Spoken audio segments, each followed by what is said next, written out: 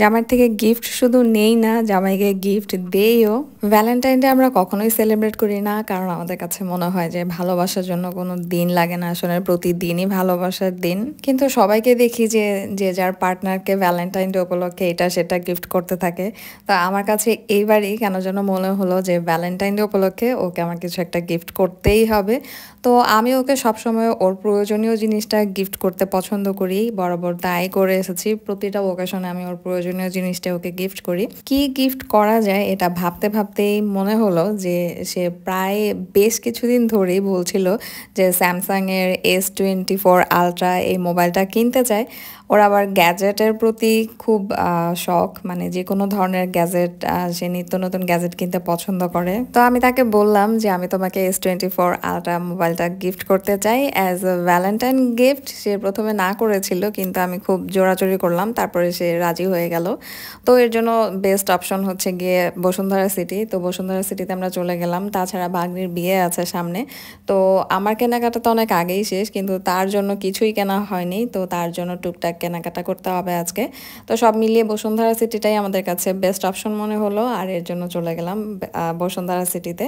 সকাল সকাল কেমন যেন একটা ডিজি লাগছিল, তাই ভাবলাম যে একটা কোল্ড কফি নিয়ে নেই। বসুন্ধরা সিটিতে ঢুকেই প্রথমে আগে একটা কোল্ড কফি নিয়ে নিয়েছি। মানহাও একটু খেতে চাইলো, ওকেও একটু দিয়ে দিলাম। সে কফিটা খেয়ে খুব খুশি। এখানে আমরা কোটি দেখছিলাম গায়ে হলুদে পাঞ্জাবির উপরে পরার জন্য। তো একটু কালারফুল টাইপের কোটি আমি পছন্দ করে রেখেছিলাম আগে থেকেই, কিন্তু মন মতো আসলে হচ্ছিল না। মন মতো হলে আবার প্রাইসিংটা মনে হচ্ছিল যে অহেতুকি অনেক বেশি বসুন্ধরা সিটিতে। তো যাই হোক, কোনো রকম একটা নেওয়া হলো। তারপরে চলে গেলাম আমরা বসুন্ধরা সিটির বেসমেন্টে। আর বেসমেন্টে তো আমি এই প্রথমবার গেলাম, গিয়েই তো আমার চোখ ছানা বড়া। একদম চারোদিকে ঝকঝকে তকতকে লাইটিং আর লাইটিং, মোবাইল আর মোবাইল, একদম মোবাইলের মেলা। শুনেছি 2 তলা পর্যন্ত নিয়ে হচ্ছে মোবাইলের এই দোকানগুলো। তো ভালোই লাগলো, বেশ পরিচিত একটা দোকানেই গিয়েছিলাম, আগে থেকেই কথা হয়েছিল তাদের সাথে। তো এই যে সে তার ব্র্যান্ড নিউ ফোন আনবক্সিং করলো, অ্যান্ড সে তো মহা খুশি। বলেছি না, সে হচ্ছে গ্যাজেট, বিভিন্ন ধরনের ইলেকট্রনিক ডিভাইস অনেক বেশি পছন্দ করে। একদম updated latest design, latest phone, সব কিছু তার অনেক বেশি পছন্দ। তার পছন্দের জিনিসটা গিফট করতে পেরে আমি আসলে আনন্দে আত্মহারা। ওকে বললাম একটা ছবি তুলে রাখতে নতুন মোবাইলে, এখনই একটা ছবি, এরকম স্মৃতি হয়ে থাকুক। নতুন মোবাইলের ছবি একদম চকচকে ঝকঝকে, খুব সুন্দর ছবি ওঠে। এরকম একটা পেনও আছে সাথে, এই পেনটা দিয়ে সুন্দর করে লেখাও যায়। আবার মোবাইল কেনা শেষ করে আমরা আড়ংয়ে আসলাম। আর আড়ংয়ে আসলে যখন আমি সিরামিকের সেকশনে আসি, তখন আমার কাছে অনেক অভাবী মনে হয় নিজেকে, মনে হয় যে আমার কোনো কিছুই নাই।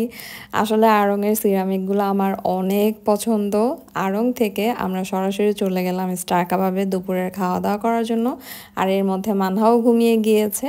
তারপর বিকেলের মধ্যে আমরা মোটামুটি বাসায় চলে এসেছিলাম। আর এটা হচ্ছে বগুড়ার দই, একদম অরিজিনাল দই, দেখেই নিশ্চয়ই বোঝা যাচ্ছে। ওর অফিসের কলিগ ওকে গিফট করেছে 2টা কড়াই। তো এর মধ্যে একটা গতকালই খাওয়া হয়ে গিয়েছে, তার মধ্যে এই একটা রয়ে গিয়েছে। এই দইটা না এত ঘন যে মানে মনে হয় যে মুখে লেগেই থাকে এই দইটা খাওয়ার পরে। আর ঘরে তো দই মিষ্টির অভাব নেই, যেহেতু গেস্ট এসেছিল, তো দই মিষ্টি দিয়ে ঘর ভরা একেবারে। কত ধরনের দই আর মিষ্টি যে এই 2 দিনে খেলাম। দই টই খাওয়ার পরে মনটা কেমন যেন একটু চা চা করছিল। সারাদিন তো আর চা খাওয়া হয়নি, সেই সকালবেলা কোল্ড কফি খাওয়া হয়েছিল। তো সারাদিনের কেমন যেন একটা ক্লান্তি ভাব। তো এই ক্লান্তি ভাবটা দূর করার জন্য ভাবলাম একটা কাপ চা খেয়ে নেই। তো দুজন মিলে বসে বসে একটু গল্প করলাম আর চা খেলাম। চলুন এবার দেখিয়ে দিয়ে আড়ং থেকে আজকে কি কিনলাম। এই 2টা দিন পরে ভাগ্নির বিয়ের প্রোগ্রাম শুরু হবে, কিন্তু এর মধ্যে আমার ফেস স্কার্ফগুলো শেষ হয়ে গিয়েছে। আমি তো তেমন একটা পার্লারে যাই না, এই ফেসিয়াল টেসিয়াল করার জন্য বাসাই করি।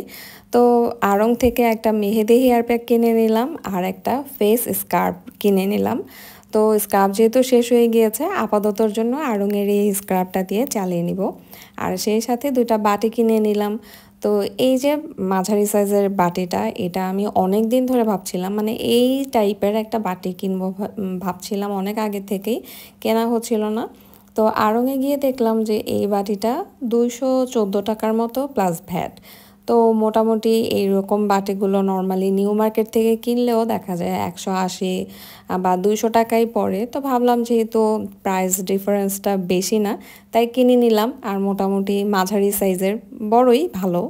আর সাথে কিনে নিয়েছি এরকম একটা স্যুপের বাটি টাইপ, স্যুপ খাওয়ার জন্য বেটার, বাট আমি এর মধ্যে ভর্তা টর্তা সার্ভ করার জন্য নিয়েছি। গত 2 দিন ধরে আমার হাতে এত ব্যথা, বাট আজকে তো রান্না বান্না করি নাই, এখন তো খাওয়া দাওয়ার ব্যবস্থা করতে হবে। তো আমার জামাই এখানে আলু ভর্তা বানাইছে আর এখানে ডিম ভাজি করছে। আলু ভর্তা ডিম ভাজি সাথে ডালও আছে, একটু পরে নিব। তো আলু ভর্তা ডিম ভাজি ডাল দিয়ে ভাত খেতে আমি অনেক পছন্দ করি। তো কারেন্টলি তো টুকটাক ডায়েটে আছি, কিন্তু এই আলু ভর্তা ডিম ভাজি দেখে আসলে আমি লোভ সামলাইতে পারলাম না। এখন এগুলা দিয়ে মজা করে ভাত খাবো।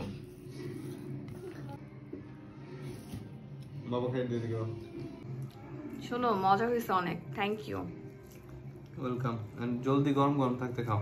ইয়েস। আর ওইটা ওদিক দিয়ে কি করতেছে? আলহামদুলিল্লাহ, অনেক অনেক শুক্রিয়া আল্লাহর কাছে। অ্যান্ড এই ছিল আজকের ভিডিও। যদি কিছু ভালো লেগে থাকে please do like, comment and subscribe. দেখা হবে নেক্সট ভিডিওতে। সে পর্যন্ত সবাই খুব ভালো থাকবেন। আল্লাহ হাফেজ।